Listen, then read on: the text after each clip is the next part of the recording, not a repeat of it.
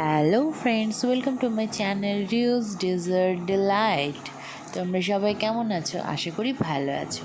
বাড়িতে যদি এরকম পাকা কলা আর নারকেল থাকে তাহলে এরকম সুস্বাদু একটা কলার বড়া বা প্যানকেক বানিয়ে নেওয়া যেতে পারে, একদম নিরামিষ।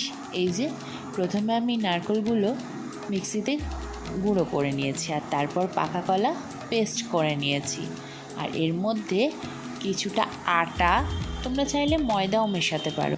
তোমাদের স্বাদ অনুসারে পরিমাণ মতো চিনি, হালকা লবণ এবং চালের গুঁড়ো খুব অল্প পরিমাণে মিশিয়ে নিতে হবে। আর তার মধ্যে দিয়ে দিতে হবে একটু বেকিং সোডা বা খাবারের সোডা। আর তারপর তাতে অল্প অল্প করে জল মিশিয়ে একটা ব্যাটার তৈরি করে নিতে হবে। ব্যাটারটা খুব মোটাও হবে না, খুব পাতলাও হবে না।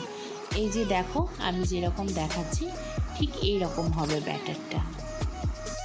এরপর গ্যাসের ফ্লেম মিডিয়াম রেখে একটা কড়াই বা তাওয়াতে কিছুটা পরিমাণ তেল অথবা বাটার দিয়ে তার মধ্যে 3 চামচ ব্যাটার ঢেলে দেব।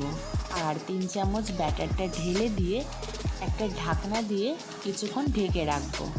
কয়েক সেকেন্ড ঢেকে রাখার পর ঢাকনা খুলে অপর পিঠ হালকা করে সেঁকে নিলেই একদম রেডি আমাদের সুস্বাদু কলার বড়া।